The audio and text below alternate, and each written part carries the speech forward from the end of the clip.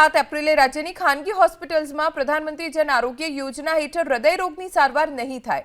Gujarat ઇન્ટરવેન્શનલ cardiologist ફોરમે જાહેરાત અને માંગ કરી કે કાર્ડિયોલોજી સારવાર માટે હાલ મળતા વળતરના દર હાલની સ્થિતિ મુજબ નથી.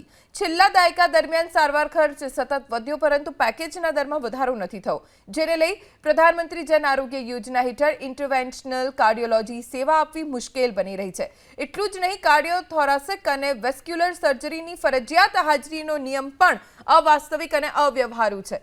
આ તમામ મુદ્દાઓને લઈને ગુજરાત રાજ્ય આરોગ્ય એજન્સી અને પ્રધાનમંત્રી જન આરોગ્ય યોજનાના સત્તાધીશોને પણ રજૂઆત કરવામાં આવી. 1 થી 7 એપ્રિલે રાજ્યની ખાનગી હોસ્પિટલ્સમાં પ્રધાનમંત્રી જન આરોગ્ય યોજના હેઠળ હૃદયરોગની સારવાર નહીં થાય. ગુજરાત ઇન્ટરવેન્શનલ કાર્ડિયોલોજિસ્ટ ફોરમે જાહેરાત અને માંગ કરી કે કાર્ડિયોલોજી સારવાર માટે હાલ મળતા વળતરના દર હાલની સ્થિતિ મુજબ નથી.